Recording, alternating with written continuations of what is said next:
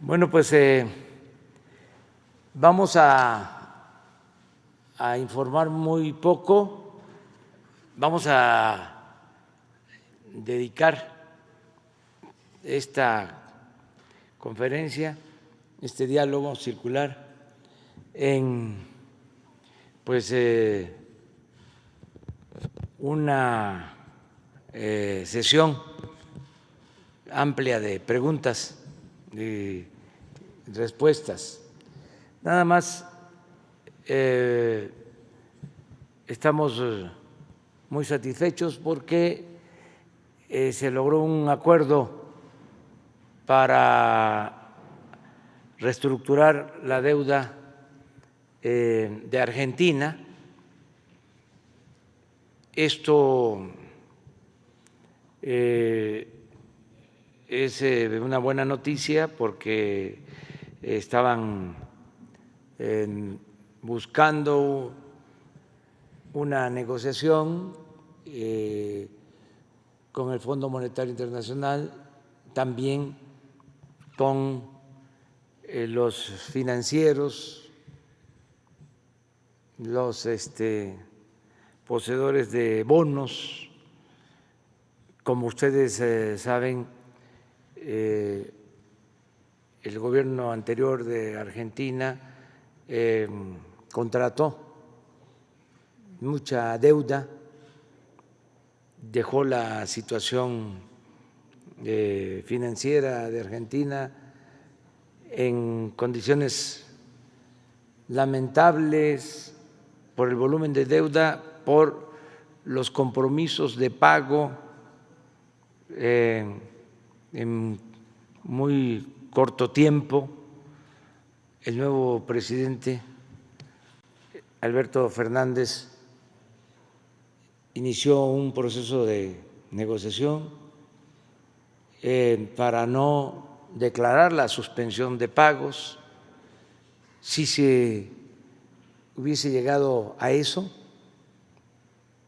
a lo mejor se iba a generar inestabilidad en los mercados financieros internacionales y se buscó en todo momento un acuerdo, se dialogó y parece que fue favorable para Argentina, porque se ampliaron los plazos, hubieron quitas al monto de deuda y lo celebramos, de que no se haya optado por la suspensión del pago de la deuda. Esto es estabilidad, esto da mucha tranquilidad en los mercados, en lo financiero. Ayer me hicieron llegar este video, es el presidente de Argentina, a ver si lo ponemos. Quiero darle las gracias al Papa Francisco, que estuvo siempre, todo este tiempo, a nuestro lado, ayudándonos silenciosamente. Quiero darle las gracias a Andrés Manuel López Obrador, que cuando lo necesité estuvo a mi lado ayudándome. Quiero darle las gracias al primer ministro Conte de Italia, al presidente de España, Pedro Sánchez, al presidente de Francia, Macron, a la canciller Merkel, porque todos ellos estuvieron a nuestro lado cuando lo necesitamos en la negociación de esta deuda. Bueno, pues ahora sí, abrimos. ¿Les parece? Hombre, mujer, mujer, hombre. Empezamos contigo.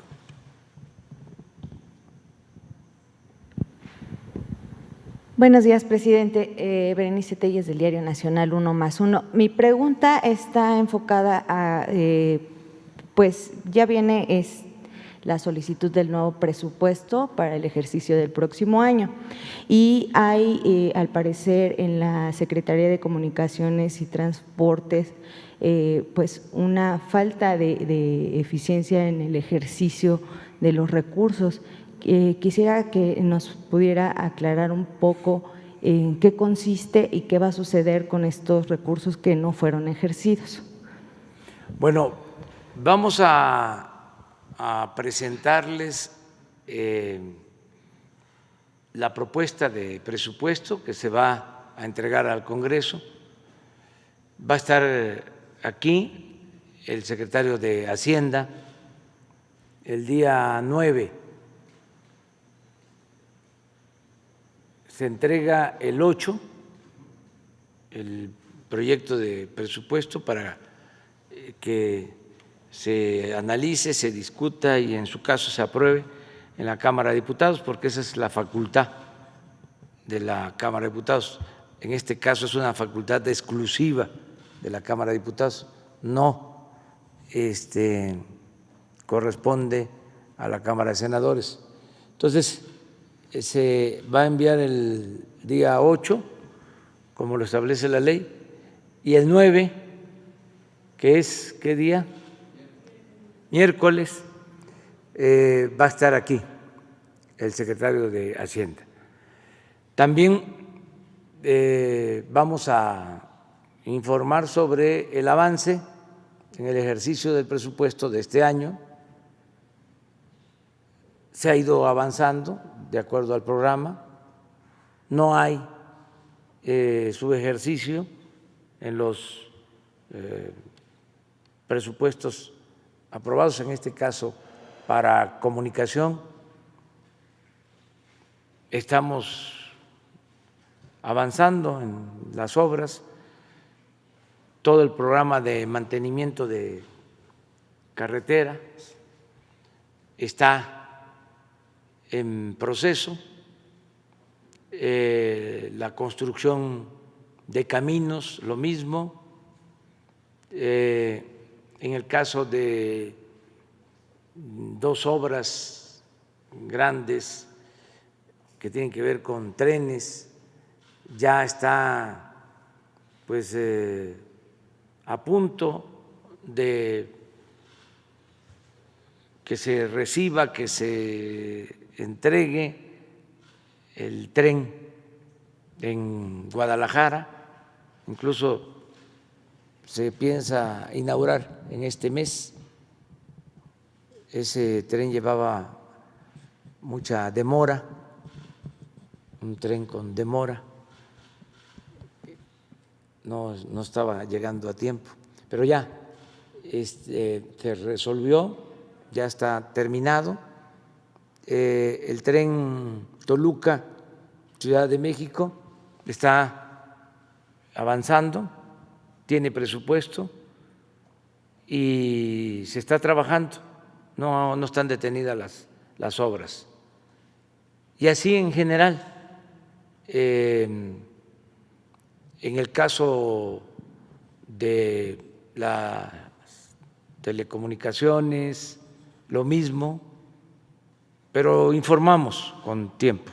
Sí, esto desmiente entonces la información que se publica el día de hoy con respecto a este subejercicio en esta secretaría. Entonces, presidente. No hay subejercicio. Muy bien. No, van bien. La secretaría se va avanzando. No hay subejercicio. Gracias. En general. Gracias.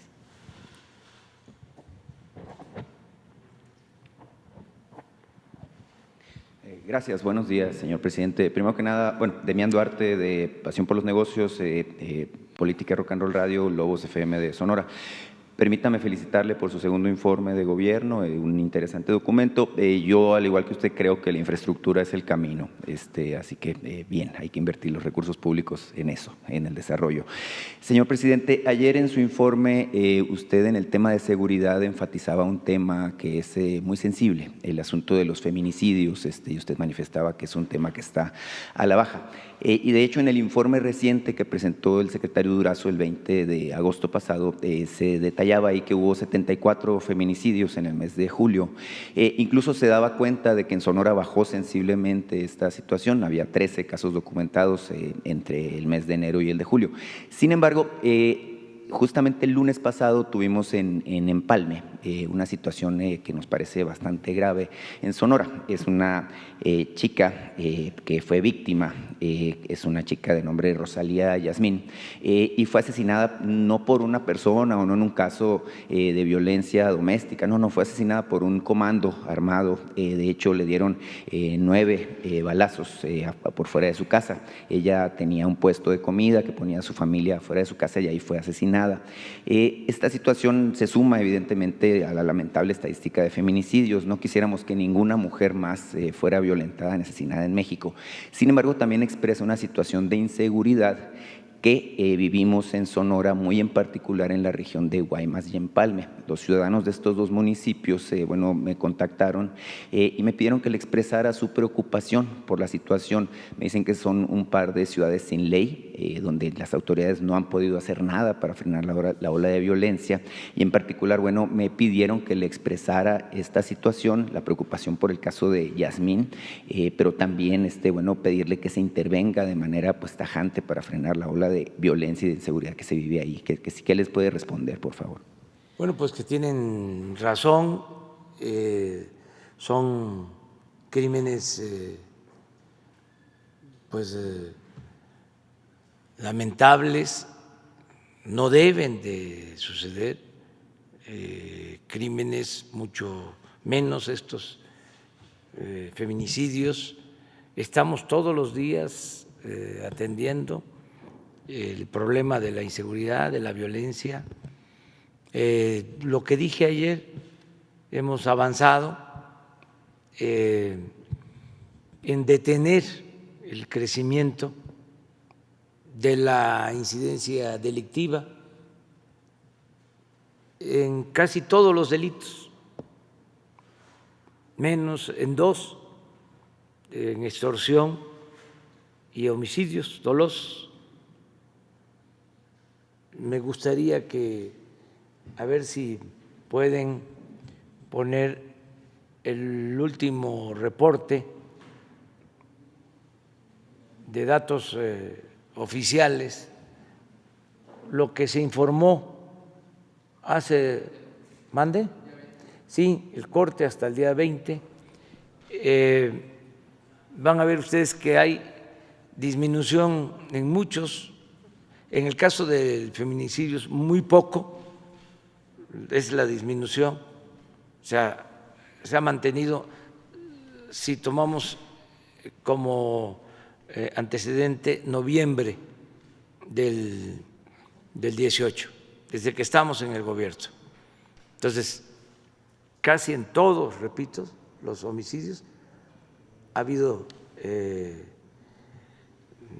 disminución, menos en homicidios y en extorsión.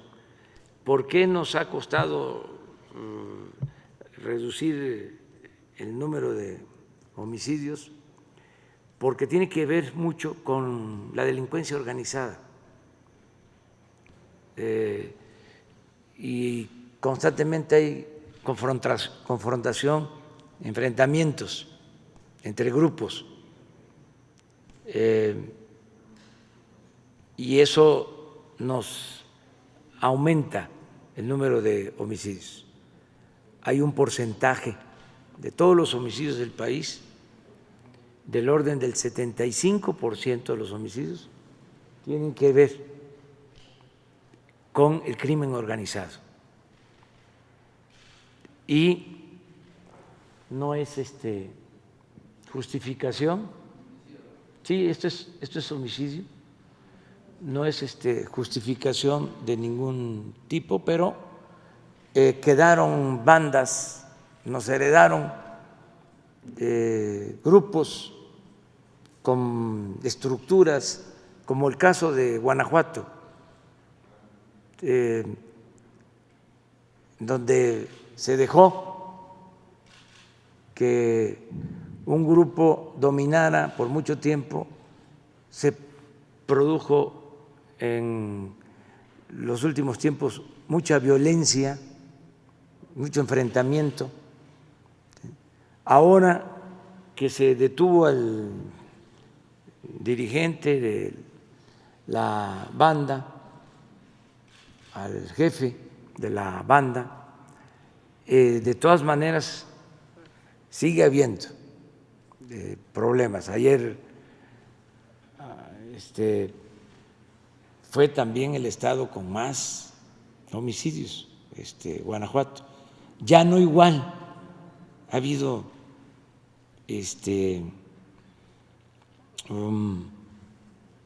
una disminución, pero sigue habiendo, que tiene que ver con el enfrentamiento de bandas. Ahí fue muy lamentable que asesinaron al vocero de la Fiscalía del Estado de Guanajuato, y ahí tenemos problemas, pero y lo de extorsión va acompañado, es parte de lo mismo. Yo espero que se vayan quedando aislados, solos, porque estamos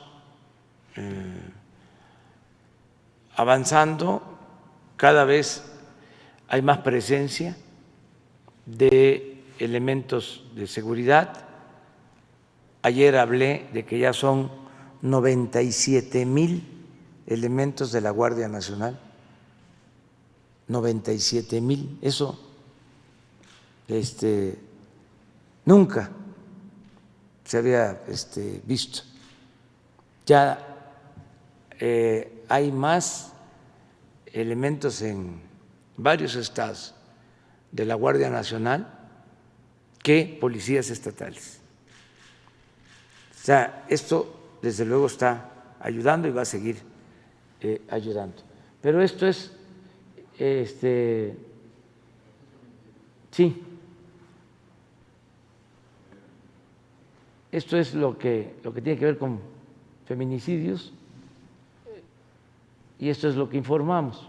Muy poquito la disminución, sigue habiendo desde luego y vamos a seguir insistiendo. También a ver si hay un cuadro sobre los delitos en total, en general. Una gráfica para verlos todos. Robo a casa, habitación, robo a transeúnte, robo de vehículo, secuestro, o sea, y van a ver que sí hay una disminución, en general del 30%, en promedio, y no hemos podido disminuir más feminicidio. Sí, aquí está, mire. Homicidio doloso. Este es de un mes a otro, ¿no? Sí, no es así, es en el año.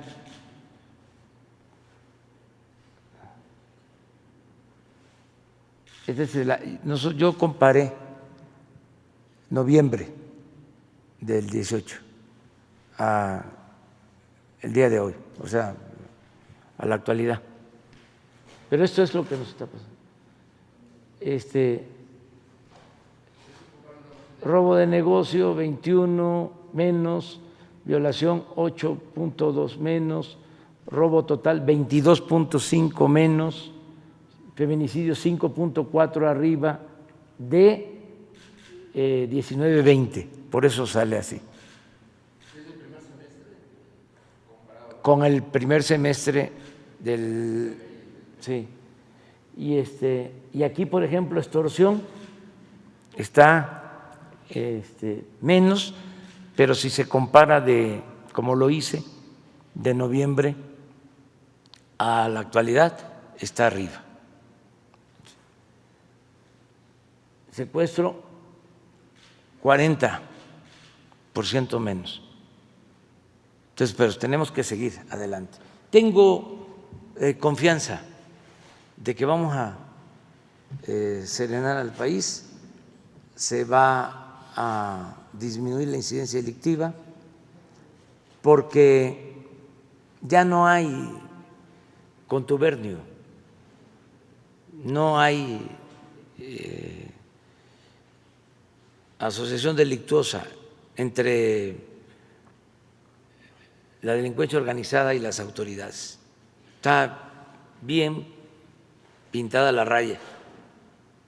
Entonces, no hay ventas de plaza, no hay acuerdos, mucho menos lo que pasaba y que se está ventilando con el caso de García Luna. Eso ya no existe. Entonces, creo que vamos a avanzar hacia adelante. En el caso de esta muchacha que le comento que fue asesinada, bueno, ella había denunciado incluso pues a través de redes sociales, tengo entendido ante la autoridad, bueno, que 2 semanas antes la habían golpeado y le había robado un celular, al parecer la persona que está implicada en su asesinato. Entonces hay una sensación de zozobra entre los ciudadanos de estos 2 municipios en particular, Guaymas y Empalme, que se suma al hecho de que se supone o se asume que el comandante, que además es un asignado militar a Guaymas, pues hubo un audio que circuló de que pudiera estar en contubernio con grupos del crimen organizado ahí en esa región. En particular, bueno, la pregunta ahí sobre el tema muy particular es si se pensaría en reforzar la estrategia para esa zona. Seguro se está haciendo, se está haciendo. Lo está haciendo Alfonso Durazo, secretario de Seguridad, con la Guardia Nacional. Tengo información de que están atendiendo este asunto y todo lo que tiene que ver con los enfrentamientos en Sonora. Le quiero plantear otro tema, señor presidente. Está el tema de la renuncia del secretario de Medio Ambiente, Víctor Manuel Toledo, si ya se sabe quién lo va a sustituir. Se ha hablado de María Luisa Albores, como la nueva secretaria de Medio Ambiente, pero también esto me lleva a preguntarle sobre, Víctor Manuel dejó de hecho un tema muy importante en Sonora, que es el asunto de los derrames en el río Sonora en particular, de parte de la mina de Grupo México, Buenavista del Cobre. Pero relacionado también con el sector minero, pues está la anunciada desaparición de la subsecretaría de Minas, aparte de la desaparición de la subsecretaría de Gobernación, y seguramente habrá otras 8 que se confirmen en los próximos días. En el caso de la subsecretaría de Minas, ya incluso los empresarios mineros asociados en la Cámara Minera y los sindicatos mineros también han manifestado, inquietud, porque se sienten preocupados por la desaparición. Se percibe, de acuerdo con lo manifestado por ellos, que esto dificultaría la comunicación del sector minero, que usted sabe la importancia específica que tiene en estos momentos para la recuperación económica con el sector de gobierno. ¿Qué les responde al respecto? Muchas gracias, señor presidente. Bueno, pues es muy buena tu pregunta porque me permite informar que en efecto presentó su renuncia Víctor Manuel Toledo como secretario de Medio Ambiente. Él es una gente honesta, un profesional de primera, pero está mal de salud. Además, la actividad pública, el servicio público, produce estrés. Antes yo pensaba que el estrés era pues una exquisitez de la pequeña burguesía, pero no, sí existe.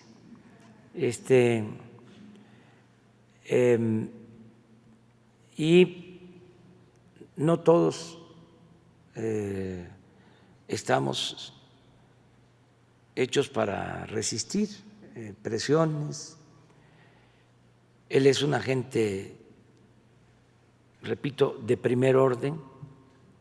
Yo diría que el ecologista, ambientalista más culto del país y consecuente del país. Entonces, me estaba ya informando de que no se sentía bien porque no le estaba ayudando su salud y que pensaba renunciar. Desde antes de que se generara la polémica por lo de el agroquímico, y ya la semana pasada pues me dijo que no podía seguir. Entonces ya me presentó su renuncia, como se dio a conocer en los medios, por eso también lo doy a conocer, porque ya es de dominio público, casi. Entonces, en efecto, deja la secretaría, regresa a la academia, él es un investigador de la UNAM, y va en su lugar María Luisa Albores, que también es ambientalista, es la actual secretaria de Bienestar. Y para Bienestar va a ascender el subsecretario, Javier May. Eso se va a formalizar el día de hoy. Entonces, aprovecho para que se sepa. Acerca de los subsecretarios, o mejor dicho, de los cargos de subsecretarías que se van a eliminar, tiene que ver con el plan de austeridad republicano. Tenemos que ajustar el aparato administrativo, porque tenemos que apretarnos más el cinturón. El gobierno tiene que apretarse más el cinturón para tener presupuesto y seguir ayudando a la gente. Antes, como siempre lo he dicho, cuando había una crisis, se le decía a la gente que ni modo, se tenían que apretar el cinturón. Se les pedía siempre al pueblo que se apretara el cinturón. Ahora el que se aprieta el cinturón es el gobierno. Entonces, no desaparecen las funciones, o sea, va a seguirse atendiendo todo lo relacionado con la minería, pero lo va a hacer una de las dos subsecretarías de la Secretaría de Economía, que asume esa función. Entonces lo va a llevar a cabo. Y lo mismo en Gobernación, en Agricultura, en Hacienda, en Energía, en fin, en todas las secretarías prácticamente se van a eliminar estos cargos, una subsecretaría, para gastar menos. Antes le costaba mucho al pueblo mantener al gobierno. Es un aparato burocrático costosísimo, oneroso. Por eso todo el presupuesto se consumía en el mismo gobierno. El gobierno estaba ensimismado y no le llegaba nada a la gente. Si el presupuesto es dinero del pueblo, pues tiene que procurarse que se le entreguen recursos a la gente. del presupuesto. No que estemos muy bien nosotros, que haya una especie de burocracia dorada, que como era antes, ¿no? Los funcionarios, sueldos hasta de 700,000 pesos mensuales y personal de más, uno para abrirle la puerta del coche, ¿no?, al alto funcionario, otro para cargarle el portafolio, otro para indicarle por dónde tenía que caminar, 20, 30 detrás. O sea, siempre los altos funcionarios rodeados de guardaespaldas, ¿no?, de alcahuetes, de lambiscones, asesores a diestra y siniestra. Ya no hay eso. Entonces, estamos haciendo más con menos. Esa es la austeridad republicana. Pues nos vamos a ahorrar bastante dinero. Ahora, en el informe se explica, nos hemos ahorrado por no permitir la corrupción y por la austeridad republicana, calculo en el tiempo que llevamos, más de 500,000 millones de pesos. Por eso no tenemos problema para financiar los programas de bienestar que van a la gente. No tenemos problema para financiar la educación pública, para financiar la salud. Imagínense, tuvimos que estamos enfrentando la pandemia y en vez de reducir el presupuesto, se amplió el presupuesto en 40,000 millones de pesos adicionales, el presupuesto de salud. Nada más, lo dije ayer, se contrataron 47,000 trabajadores de la salud por la pandemia.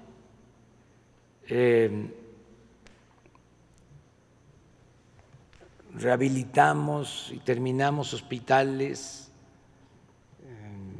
que habían quedado en el abandono y no se cobran las pruebas, no se cobra la atención médica.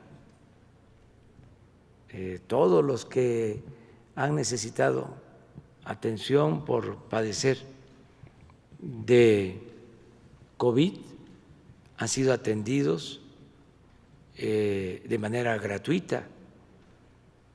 Todo esto por el manejo austero del presupuesto.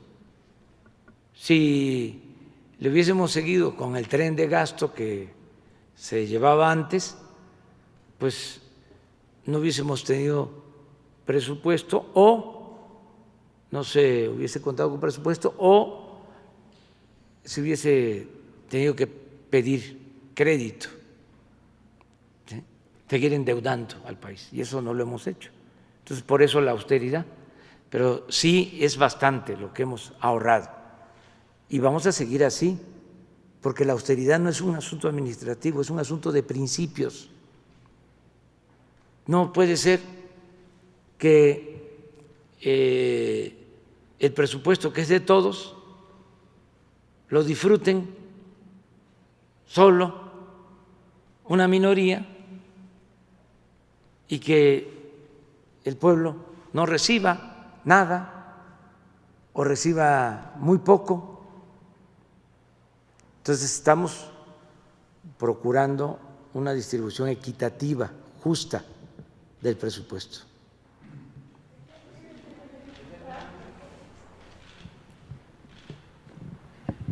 Gracias, señor presidente. Sandra Aguilera, de Grupo Larsa Comunicaciones.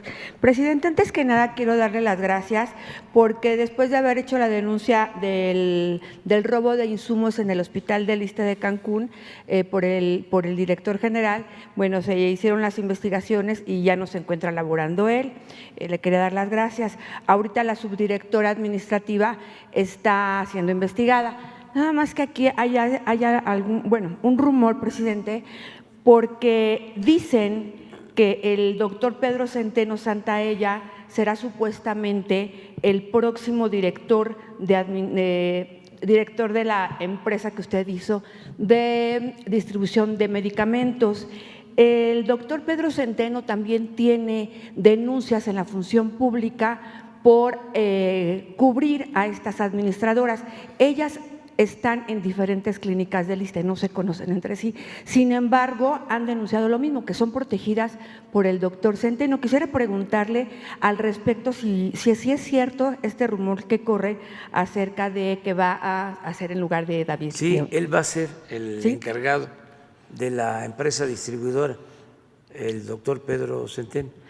Y la pregunta es si están en investigación acerca de todas estas denuncias que No se han sabía, hecho. pero nos tiene que informar la Secretaría de la Función Pública. Perfecto, sí, porque están Conozco preocupados. a Pedro Centeno desde hace muchos años, es un profesional, luchador social, y no creo que él esté involucrado en actos de corrupción, pero de todas maneras vamos a pedir información a la Secretaría de la Función Pública.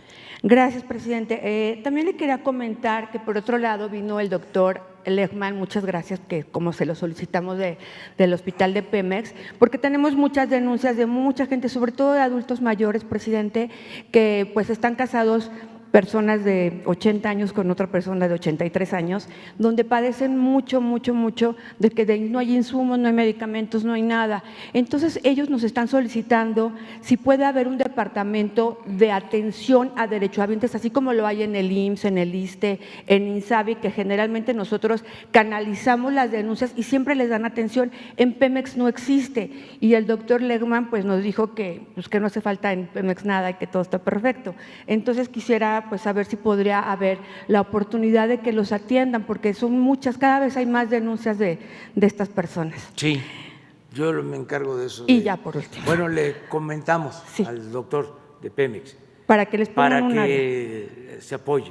Muchas gracias. Y por otro lado, los migrantes están diciendo que quieren firmar esa acta para lo que es de los expresidentes, para poder tener acceso. Ya ve que se están corriendo ahorita todo lo que son las actas para firmar, sin embargo, para el juicio de los expresidentes. Sin embargo, les piden su INE y ellos no han podido tramitarlo y no pueden acreditar que son mexicanos porque se los han impedido. Entonces, quieren saber qué pueden hacer para poder participar en esto. Gracias, presidente. Sí, yo creo que va a haber cada vez más información sobre la posibilidad de la consulta.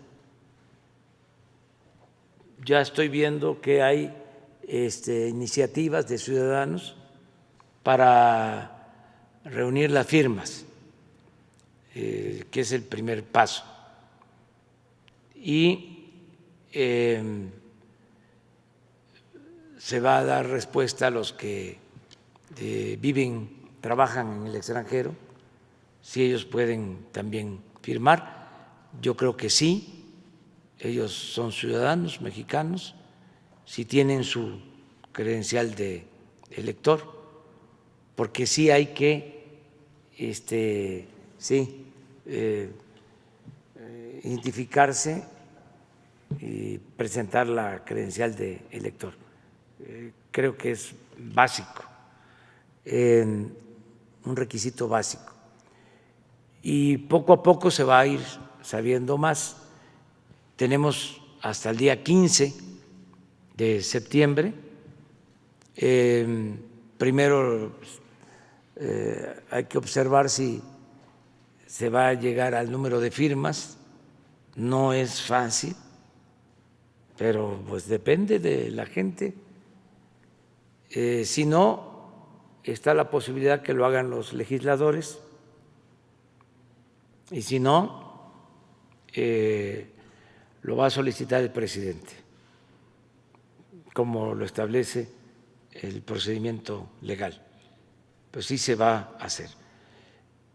Esto también me sirve para que yo le pida al INE pues que se vaya preparando, porque sí va a haber esta consulta. Es muy probable, no sabemos así a ciencia cierta, pero es muy probable. ¿Y por qué le digo esto al INE? Porque leí unas declaraciones donde hasta me pareció extraño. Están ellos diciendo que es muy difícil de hacer una consulta. ¿Cómo?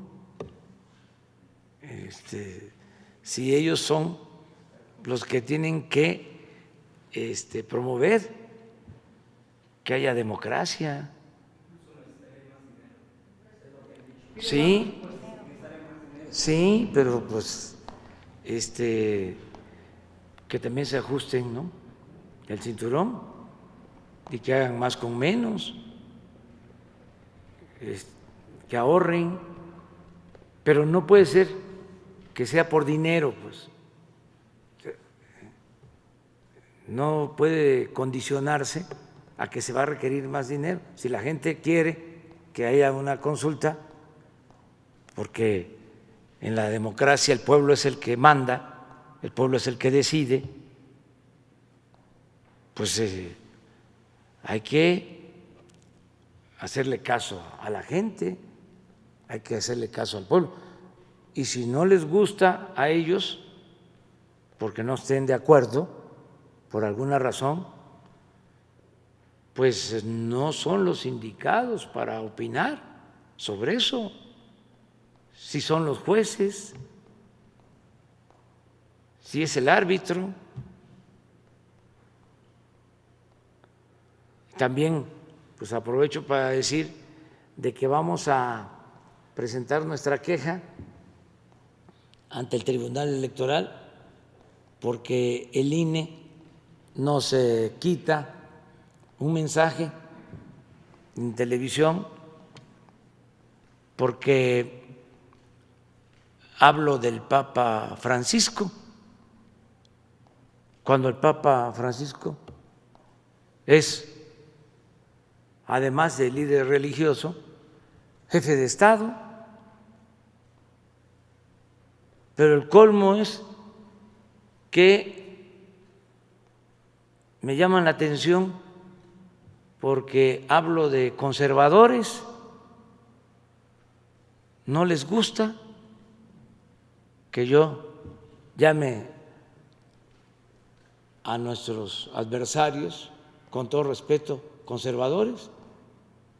Entonces, ¿cómo les voy a llamar? Porque no son liberales, ¿verdad? Tampoco progresistas.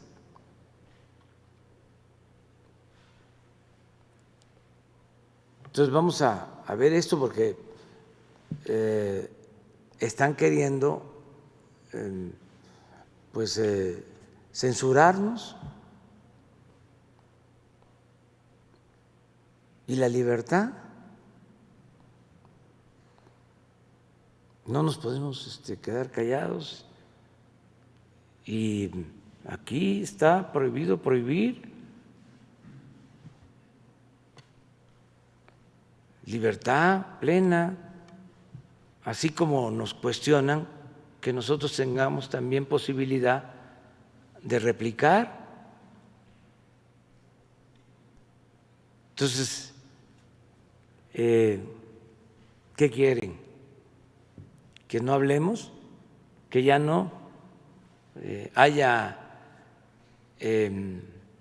estas conferencias, que no se garantice el derecho a la información. Entonces vamos a hacer caso, ya se tomó la decisión de bajar el mensaje para obedecer, pero bajo protesta y presentando a la instancia superior nuestra queja, que sería el tribunal.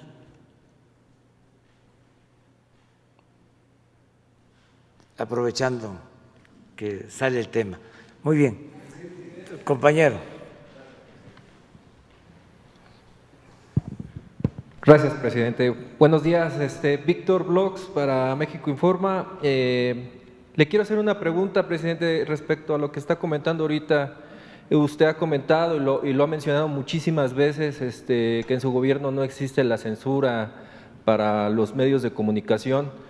Y sobre todo hablo por los medios independientes, los medios digitales, porque han denunciado compañeros que sí existe una regulación por parte de verificadores en plataformas digitales, en particularmente, pues ya sabe, Facebook, YouTube, Twitter.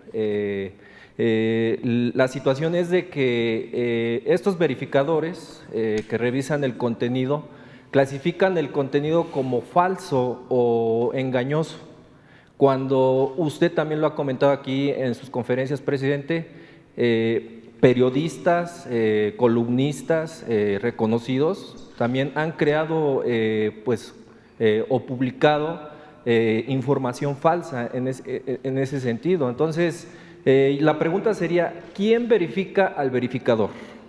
¿O quién sería el encargado para realmente verificar que se ponga en una balanza correcta o que se equilibre más bien el contenido, que al fin y al cabo pues es el que se comparte en las redes sociales, presidente? Entonces, esta sería la primera pregunta, presidente. Pues yo pienso que corresponde tanto a Twitter como a Facebook establecer reglas que no limiten la libertad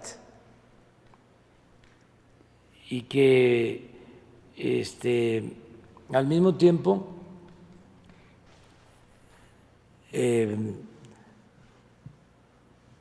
se transparente quiénes son los que promueven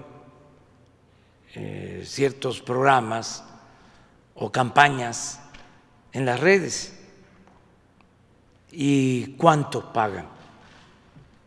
O sea, que se transparente el manejo del dinero, pero que no haya censura. Hay que seguir hablando de este tema porque no es Twitter, considero, mundial, o sea, no es la empresa global, sino que en cada país tienen sus gerentes y hay que ver quiénes son, qué hacen, a qué partidos están vinculados. Son libres para tener simpatías, pero al mismo tiempo no pueden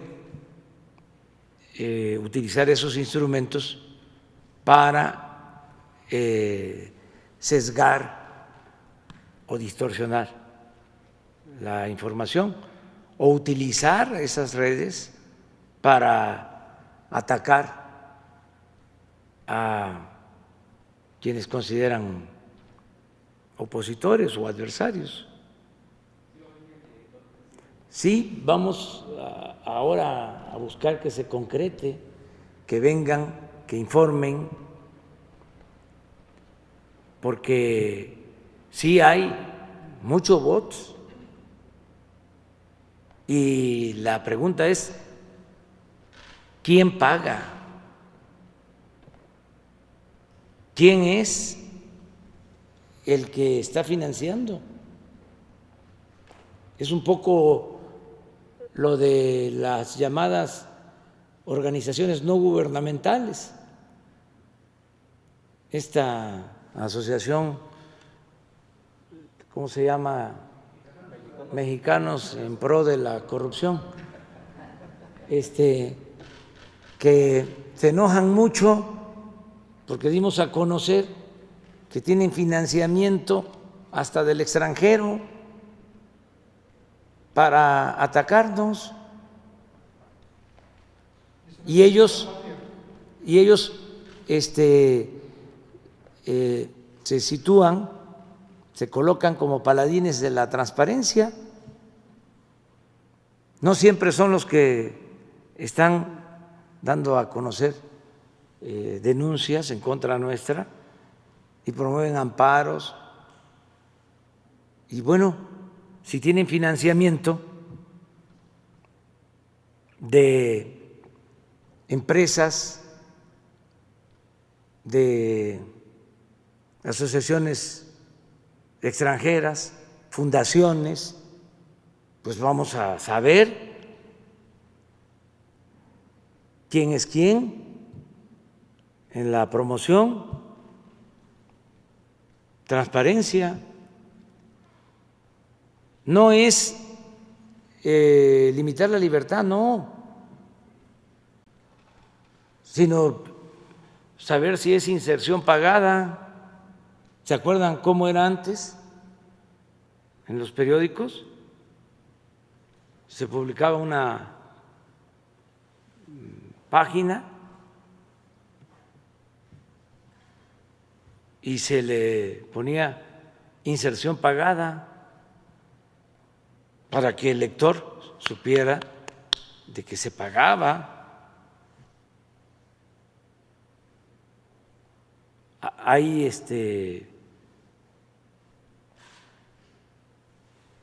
noticieros o programas en redes sociales que están financiados o que pagan para que se difundan en redes, pues hay que ponerle cuánto pagan. Eso es todo. Pero no censurar a nadie. Presidente, la segunda situación es su opinión al respecto, ahorita también lo que usted estaba comentando sobre el INE. En 2 estados de la República comentaron, o más bien comenta el INE de que no va a poder transmitir ya la mañanera. Si usted me puede dar su punto de vista al respecto. No estoy de acuerdo porque esto no es propaganda, es información. Y también ya presentamos nuestra queja sobre este tema. Si estuviese yo llamando a votar por un partido o por un candidato, pero aquí se tocan temas generales, se informa. Entonces, hay que analizar este asunto, si es una intromisión al proceso electoral, si realmente se concibe o se puede considerar como propaganda, pero analizarlo para que se resuelva bien. Y estamos acudiendo a las instancias, no es solo la definición del INE, sino tenemos que ir al tribunal para ver qué resuelve. Compañera, mujer, pero ella. Yo, tú eres Sheila, ¿no? Sí, es que estoy tratando de que, como ya habló uno de Sonora, pero mañana sí. Gracias, presidente. Lisbeth Álvarez, del diario Basta y Grupo Cantón. Presidente, el día de ayer, durante su informe, había ciudadanos que vinieron para felicitarlo. Sin embargo, hay dos temas también que a ellos les piensan que todavía falta en su gobierno. Uno de ellos es que falta que la Guardia Nacional sustituya a la Secretaría de la Defensa Nacional, porque estamos viviendo un estado policía y el pueblo está subordinado a las Fuerzas Armadas. Otro de los temas es que ellos me mencionan que falta una secretaría de la presidencia para que coordine a todos los secretarios porque estos no están jalando parejo. Fueron sus comentarios que hicieron el día de ayer. Mi primer cuestionamiento. Gracias. Bueno, pues ese es el propósito de informar. Algunos opositores dijeron que no había nada nuevo en el informe, que fue como una mañanera. Pues a lo mejor tienen razón, porque como informamos todos los días, antes un presidente no informaba, solo en el informe, entonces estaban esperando noticias espectaculares, ¿no? Si se daban, pero nosotros aquí estamos diario informando.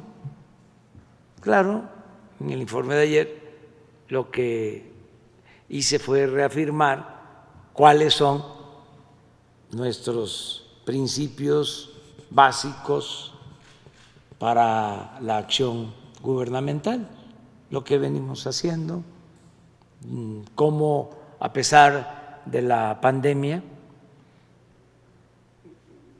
no hemos dejado de avanzar en el propósito de transformar al país. Se nos presenta esta situación difícil de la pandemia, pero seguimos combatiendo la corrupción, seguimos llevando a cabo nuestro programa de progreso con justicia, haciendo obras públicas, creando empleos y, sobre todo, garantizando el bienestar del pueblo. No nos desviamos, dije, de que de 100 compromisos ya hemos cumplido 95 y espero poder cumplir los 100 al 1 de diciembre. A lo mejor va a haber uno ahí más difícil de los 5 que faltan, que es el que puedan trasladarse todas las dependencias federales, la descentralización a los estados, que a lo mejor no vamos a poder cumplir eso en diciembre, pero vamos a tener ya avances, ya algunas secretarías ya en los estados. Eso se detuvo por la pandemia y necesitábamos actuar aquí. Si se dan cuenta, pues estuvimos mucho tiempo aquí.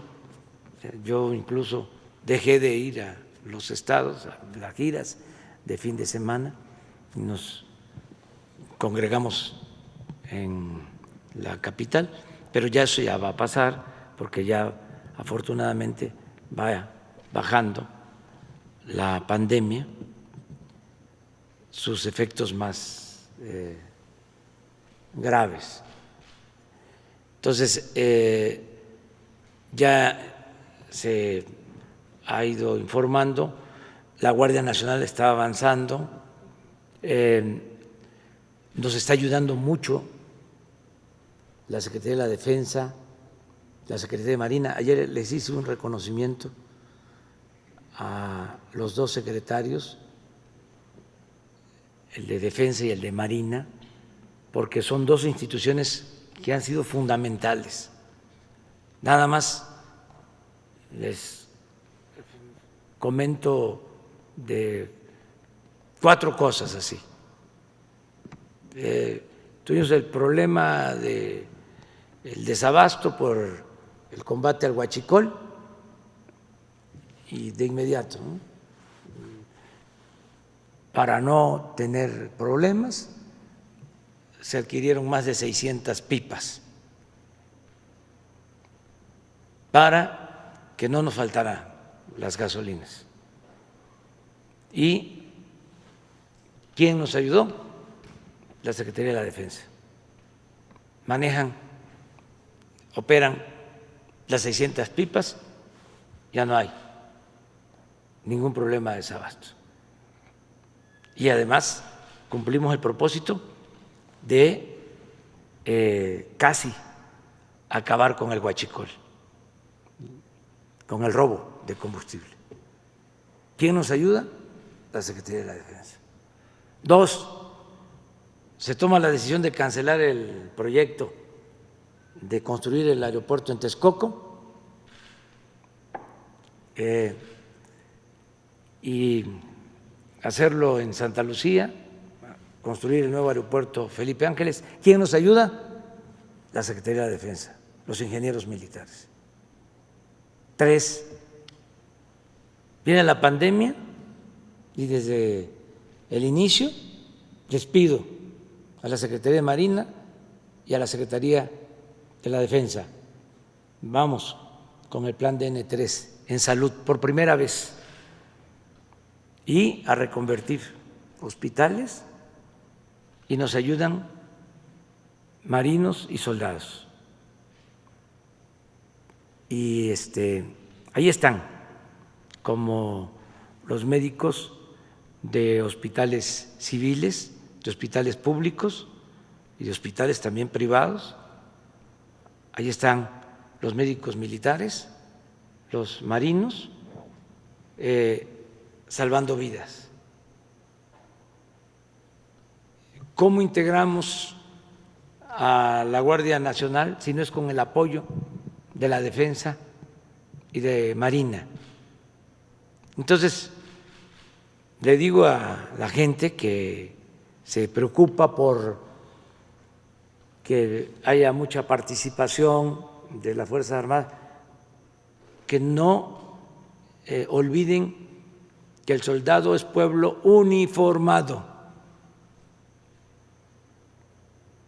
y que actúa a partir de las órdenes que se dan desde arriba, que depende mucho de quién sea el comandante de las Fuerzas Armadas. Y ahora, con el apoyo de los 2 secretarios, de Marina y de la Defensa, se ayuda al pueblo más que nunca, tanto marinos como soldados ayudan al pueblo, ellos son pueblo, ellos ayudan a sus semejantes y se respetan los derechos humanos. No se privilegia el uso de la fuerza, sino se respetan los derechos humanos. Y el que viola derechos humanos se le castiga, sea quien sea. Entonces, sí es muy importante la participación de las Fuerzas Armadas. Nos han ayudado muchísimo en la transformación del país. Y lo otro de que haya una Secretaría de la Presidencia, pues ese es mi trabajo. Yo eso es lo que hago. Yo coordino el esfuerzo de todas las secretarías, estoy pendiente de todo No soy muy dado a delegar. A ver, tú hazte cargo y ahí me informas. Cada 15 días, cada mes, ¿cómo vas? No, es casi diario. Bueno, el Gabinete de Seguridad se reúne diariamente con el Gabinete de Salud, diario, ahora con la pandemia. El secretario de Salud, el subsecretario de Salud, el director del ISSSTE, el director del Seguro, diario. Diario estoy con ellos. El caso de bienestar, todos los programas los evaluamos cuando menos una vez a la semana. Los proyectos de infraestructura, Tren Maya, Istmo, refinería, aeropuerto, una vez a la semana. Y estoy constantemente sobre eso para empujar al elefante y que camine. Pero ahí va caminando poco a poco. Presidente, una última pregunta. Derivado de la pandemia, hay personas con enfermedades crónicas. Tal es así que van retrasando las consultas en los hospitales. Por ejemplo, personas con leucemia, que han retrasado estas consultas porque, bueno, están atendiendo principalmente a personas con COVID. Se está viendo afectada su salud. ¿Qué se va a hacer ante este tema? Bueno, no todos los hospitales son COVID. Sí hay hospitales para atender enfermedades, más las urgentes, de modo que yo voy a pedir al secretario de Salud que les informe sobre eso, cómo está la atención en general de otras enfermedades que no son COVID, ¿sí? Cuántas consultas se dan en hospitales privados de acuerdo al convenio, ¿sí?, que se tiene con instituciones privadas de salud, y cuántas consultas se están dando en el ISSSTE, en el Seguro, en la Secretaría de Salud, que no están relacionadas con COVID. O sea, cómo se está atendiendo a la gente en general. Sí, lo vamos a ver. Y luego sigue la compañía de atrás. Muy buenos días, jefe de la Nación, su servidor Carlos Pozos. Ahorita no estoy a la izquierda, estoy a la derecha. Reportero de la Molécula Oficial. Usted acaba de hablar precisamente del paquete económico 2021 que se entregará el próximo 8 de septiembre. Yo quisiera solicitarle si nos pudiera adelantar la proyección en cifras. ¿Qué proyección se tiene del PIB? ¿Va a crecer? ¿No va a haber crecimiento? ¿Qué tipo de cambio tiene contemplado el paquete económico? También quisiera saber cuál es el precio de la mezcla del barril en el paquete. Quisiera saber cuál es la plataforma de producción petrolera que se estima. Otro tema importante es qué tipo de inflación contempla el paquete económico y finalmente cuál sería la tasa de interés que contempla el mismo. Pues me estás pidiendo, ya es la carátula del paquete que se va a enviar al Congreso. Exactamente lo que estás preguntando es la carátula, es lo que va adelante. Nada más el PIB de Pemex. Nada más, pero se está haciendo el ajuste. Por eso tenemos hasta el día 8, ¿sí?, y el 9, ¿sí?, aquí se presenta, se te va a dar respuesta a todos esos planteamientos porque son los fundamentos para el nuevo presupuesto. sea, se tiene que establecer ya parámetros, se tienen que establecer parámetros de crecimiento, ¿sí? De precio de la mezcla del petróleo mexicano, ingresos, ¿sí? Cuánto se contempla recaudar por IVA, por impuestos sobre la renta. Les puedo adelantar algunas cosas, que no va a aumentar la deuda. Les voy a adelantar algo, no van a aumentar los impuestos. Ya. Ok, señor presidente. Mi segunda pregunta. Usted el pasado 7 de abril hizo un llamado a los partidos políticos a donar parte de su presupuesto para la lucha contra el COVID. Ahora, ante el arranque del proceso electoral el próximo 7 de septiembre, ¿haría esa misma invitación a que los partidos o los representantes de los partidos de la oposición pudieran venir a visitarlo, estas fuerzas políticas, aquí a Palacio Nacional, para intercambiar puntos de vista ante el proceso electoral del 2021? Sí, miren, el presupuesto lo envía el Ejecutivo, pero hay poderes, entidades autónomas que elaboran su presupuesto con absoluta independencia, y nosotros lo único que hacemos es integrarlo al presupuesto general y enviarlo a la Cámara de Diputados. Nosotros no podemos decidir sobre el presupuesto del Poder Judicial, no podemos decidir sobre el presupuesto del INE, no podemos decidir sobre el presupuesto de la Fiscalía General de la República.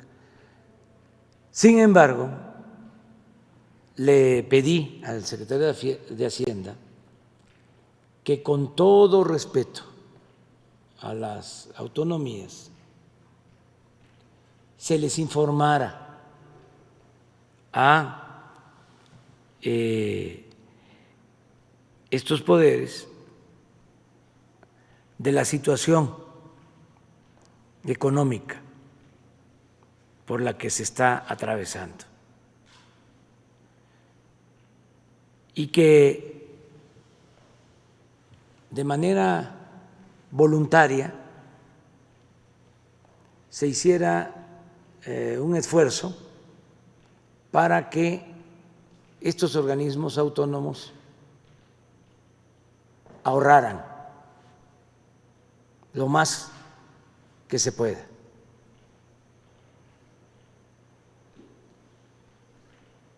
Por la caída en la economía, por la crisis sanitaria,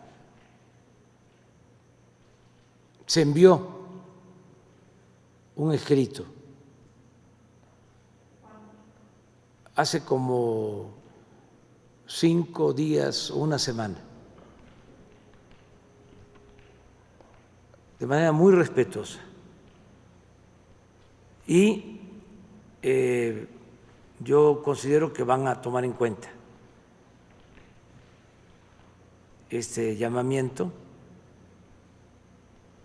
Lo han hecho ya en otras ocasiones. El año pasado, por ejemplo, el Poder Legislativo redujo mucho sus gastos,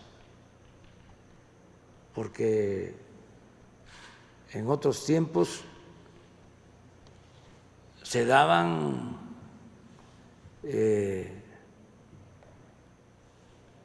la gran vida o derrochaban en la Cámara de Diputados, en la Cámara de Senadores, ha habido austeridad con relación a lo que pasaba en años anteriores. Entonces yo espero que esto se haga. En el caso del INE, son dos partidas, lo que tiene que ver con sus gastos de operación para organizar las elecciones, que ahí pueden ahorrar.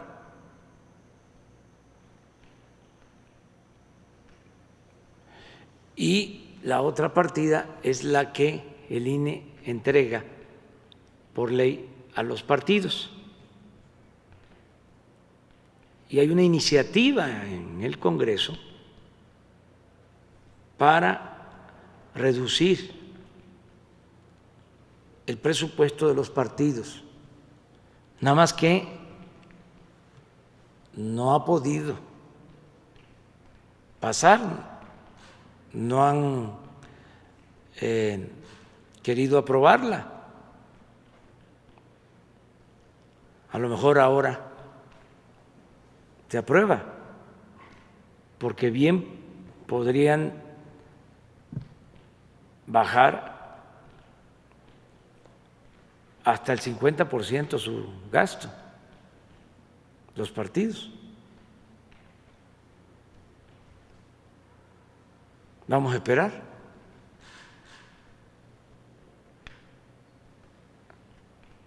En una de esas nos dan la buena noticia de que van a utilizar la mitad nada más del presupuesto. Finalmente, señor presidente, en un autoanálisis de su segundo informe de gobierno, ¿usted le ha dado al pueblo lo que el pueblo quiere o le ha dado lo que ha podido?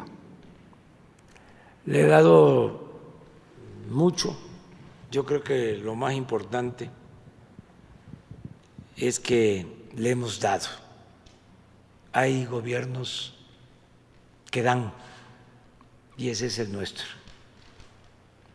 Y hay gobiernos que quitan. Así eran los de antes. Nosotros le damos al pueblo lo que es del pueblo, lo que por derecho le corresponde. Entonces, estamos aquí para eso, para apoyar al pueblo, para procurar garantizar la felicidad del pueblo. No tengo ningún problema de conciencia en ese sentido. Incluso es un timbre de orgullo poder decir que estamos ayudando a mucha gente. Imagínense si no va a ser un orgullo poder informar que en menos de 2 años aumentó el salario mínimo en 36%. ¿Cuándo? Por poner un ejemplo. Y otras cosas, muchas más. El que se haya elevado a rango constitucional el derecho a la pensión, por modesta que sea, es una ayuda para los adultos mayores. El que las niñas, niños con discapacidad, casi 1 millón estén recibiendo pensiones. Que 11 millones de estudiantes tengan becas. 11 millones. ¿Cuándo? Ayer hablaba de cómo los ecologistas que se callaron durante el periodo neoliberal y ahora nos atacan, no toman en cuenta que del 88 hasta el 2018, 30 años, de Salinas hasta la pasada administración, entregaron concesiones para la explotación minera por cerca de 120 millones de hectáreas del territorio nacional. Concesionaron el 60% del territorio nacional. Hay propietarios pequeños, ejidatarios, comuneros, que ni siquiera se enteraron de que ya lo que está debajo de sus tierras, lo que está en el subsuelo, ya está concesionado, en muchos casos a empresas extranjeras. Ni Porfirio Díaz se atrevió a tanto. 60 millones, perdón, 120 millones, 60% del territorio nacional. Y como si hubiese pasado de noche, ahí el estado de ustedes, Sonora, casi todo está concesionado. Casi todo. Sí, sí, Chihuahua, Durango, bueno, Oaxaca. Entonces, nosotros no hemos entregado una sola concesión. Una sola concesión se ha entregado. Y entre otras cosas es, bueno, ¿y para qué vamos a seguir entregando concesiones? ¿Cuándo van a terminar, en el supuesto de que dedicaran esa superficie a la explotación minera, cuándo terminarían de explotar esas 120 millones de hectáreas? Nunca. Es eterno. Entonces, ¿para qué les dieron tantas concesiones si no van a poder explotarlas? Ah, para especular con esos títulos de concesión en el mercado financiero.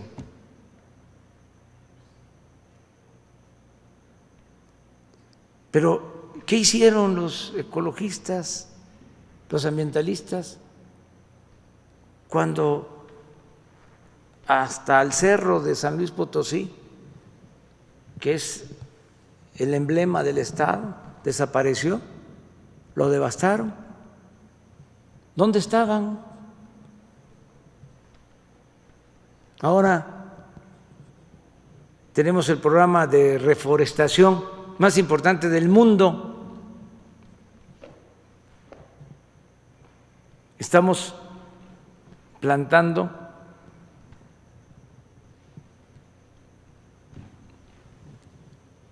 $1,000 millones de árboles, 1,000 millones de árboles frutales y maderables. Entonces, sí me genera satisfacción el poder decir, se está ayudando a la gente. Imagínense, para sembrar estos árboles están trabajando de planta, de manera permanente, más de 400,000 sembradores que están recibiendo un jornal para sembrar en sus parcelas, sean pequeñas propiedades o ejidos. más de 400,000. Y lo vamos a mantener este programa todo el sexenio. No les va a faltar nunca su apoyo. No hay permiso para maíz transgénico, para el fracking. Cuidamos el agua. Que los gobiernos neoliberales hubiesen convocado a una consulta para ver si se permitía la construcción de la cervecera en Mexicali, ¿lo hubiesen hecho? Si ellos habían dado ya permiso para dejar sin agua a la población de Mexicali. Entonces sí me siento muy orgulloso y satisfecho. Desde luego falta mucho para sentar las bases al 1 de diciembre, porque en estos 3 meses vamos a avanzar muchísimo para dejar ya los cimientos y luego terminar la obra de edificación, o sea, consolidar la transformación, seguir atendiendo al pueblo para seguir contando con su respaldo, porque es así. Si se atiende al pueblo, hay respaldo del pueblo. Si no se le atiende al pueblo, no dura un gobierno, o dura con el uso de la fuerza, o dura comprando lealtades, comprando conciencias, pagando publicidad con dinero para que se alabe al gobernante. Pero sostenerse sin entregar dinero para publicidad, sostenerse llevando a cabo una transformación, requiere del apoyo de la gente. Lo que decía el presidente Juárez, con el pueblo todo, sin el pueblo nada. Entonces, hasta ahora nos ha estado apoyando el pueblo, nos respalda la mayoría de los mexicanos y por eso vamos a seguir adelante. Buenos días, presidente.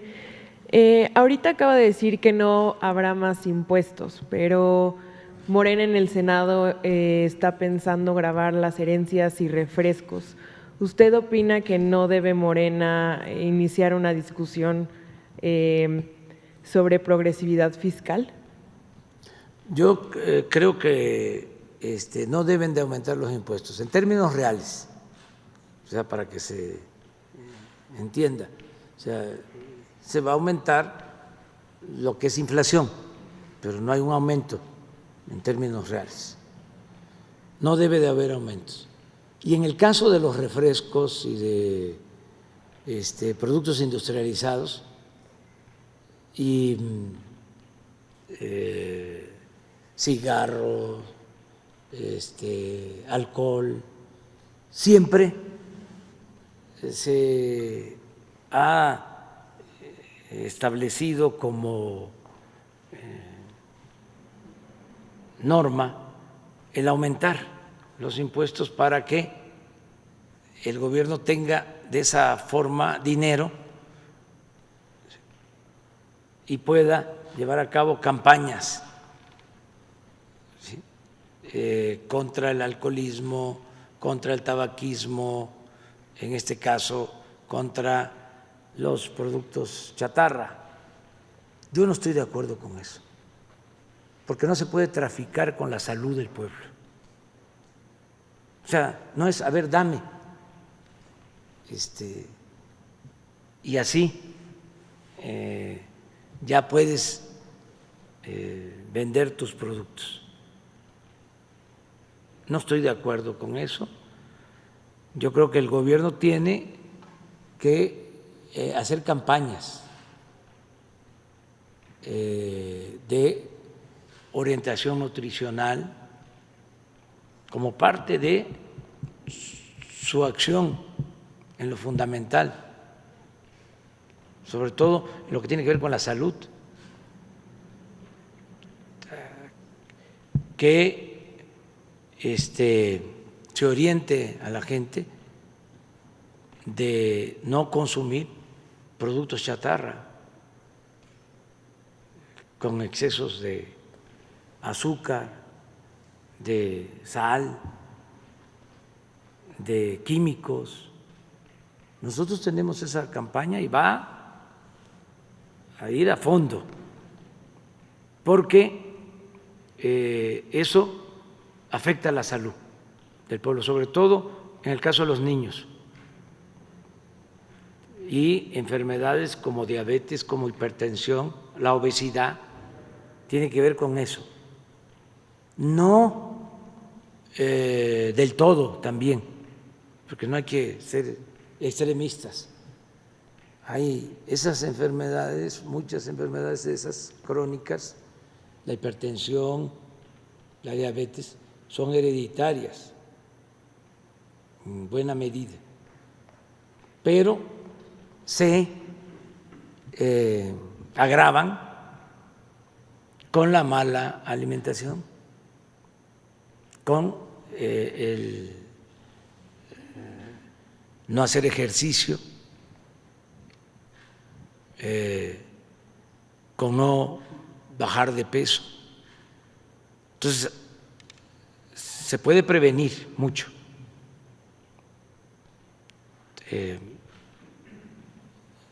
Ahora se ha ido avanzando porque ya hay un nuevo etiquetado en donde se informa sobre lo que contienen los productos industrializados. Eso lo considero más importante que estar grabando y grabando y grabando estos productos. Además, a veces, ¿saben qué llevan a cabo algunas empresas? Que cuando se dan los aumentos de estos impuestos, inmediatamente ellos le agregan algo más, aprovechan el viaje, pues, y le echan la culpa al gobierno. Si un refresco valía $1, estoy hablando de mis tiempos, mis tiempos, lo más que tomábamos en mi pueblo, cuando empezaron las bebidas industrializadas, eran las gaseosas, que se hacían de manera artesanal. Pero bueno, imaginemos que es $1 y aumenta el impuesto 20 centavos. Entonces ya costaría el refresco 1.20. Sí, pero no lo van a vender en 1.20. No todos, no puedo generalizar, pero sí aprovechan el viaje para venderlo en 1.40. Y entonces, ¿quién fue o por qué? Pues es que aumentó el impuesto. ¿Cuándo lo hacían? Exactamente en esta temporada de fin de año que se va a aprobar la ley de ingresos, siempre a finales. Entonces, por eso para enero arriba los precios. Entonces, presidente, ¿no está muy de acuerdo con estas iniciativas de No, Morena? pero además, con todo respeto, si es el Senado, pues hasta que llegue la ley de ingresos, podrían ellos plantearlo. Y tienen facultad en el caso de la ley de ingresos. En el caso del presupuesto, no. El presupuesto es facultad exclusiva de la Cámara de Diputados. Presidente, y en otro tema preguntarle si se puede esperar que en el proyecto del presupuesto del 2021 que usted va a presentar vendría un plan de reactivación basado en obras de infraestructura como piden los empresarios. Pues sí, desde luego. Viene presupuesto para las refinerías, viene presupuesto para la producción de petróleo, viene presupuesto para la generación de energía eléctrica, viene presupuesto para el Tren Maya, viene presupuesto para terminar el aeropuerto Felipe Ángeles, viene presupuesto para conservación de las carreteras, viene presupuesto para construir nuevos caminos, muchísima infraestructura, mucha. Con la participación de la iniciativa. Además,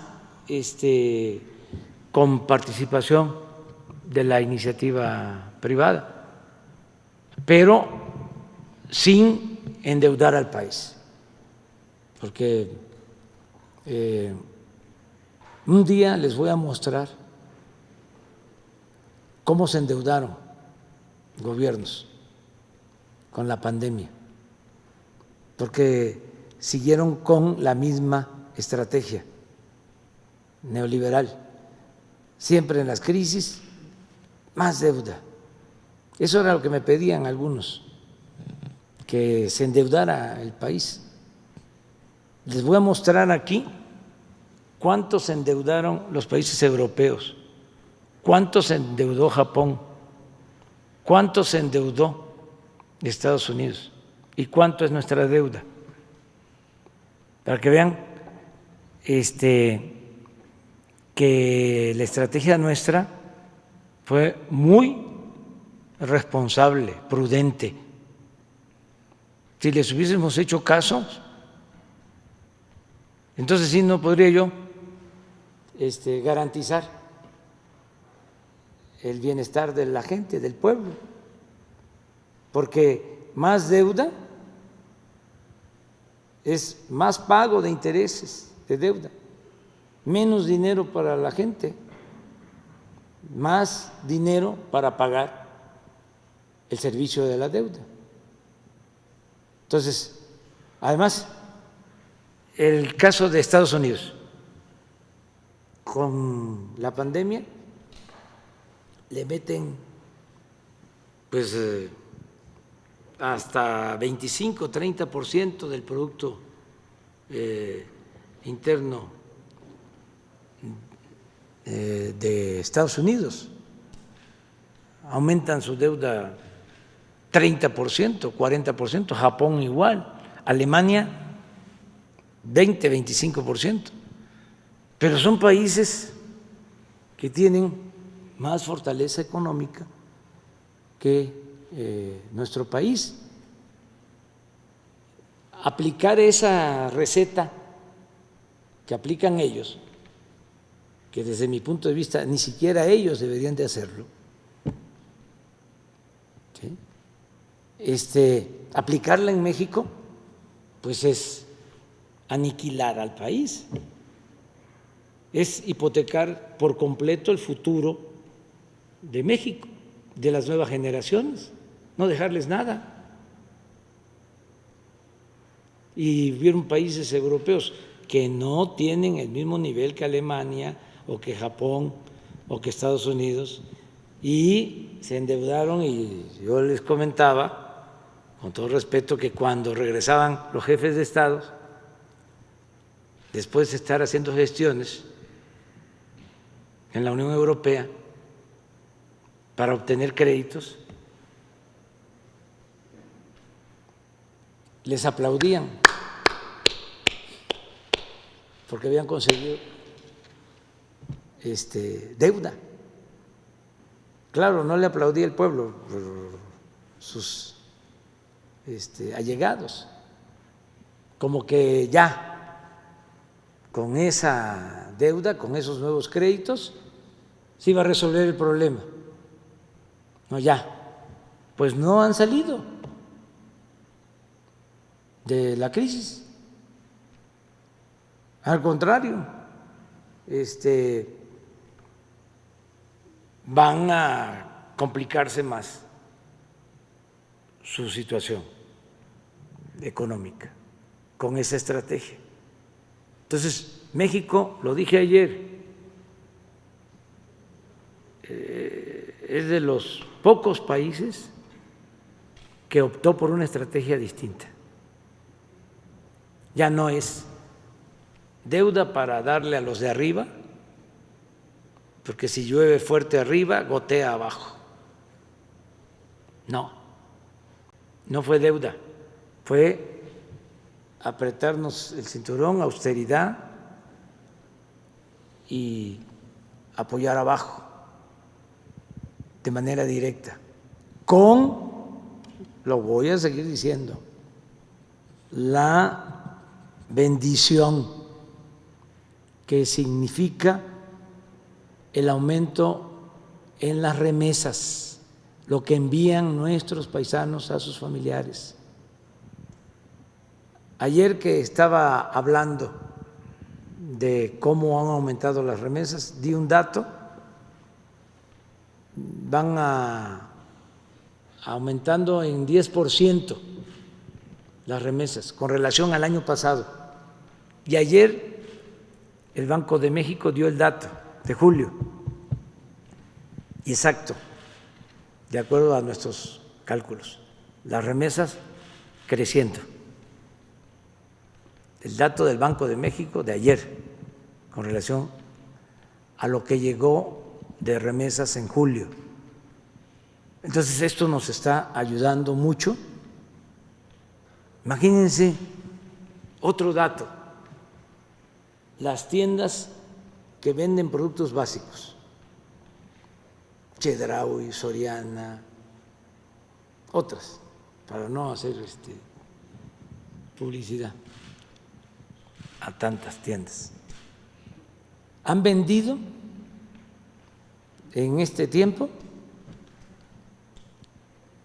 casi 10% más que el año pasado, que el mismo periodo del año pasado. 9.5 en términos reales de aumento en las ventas. ¿Qué significa esto? Que no se nos ha caído el consumo. Entonces, van bien las cosas. Bueno, muchas gracias. Nos vemos mañana. Como hoy fue pura sesión de preguntas y respuestas, mañana y allá, ¿de acuerdo? 3 y 4.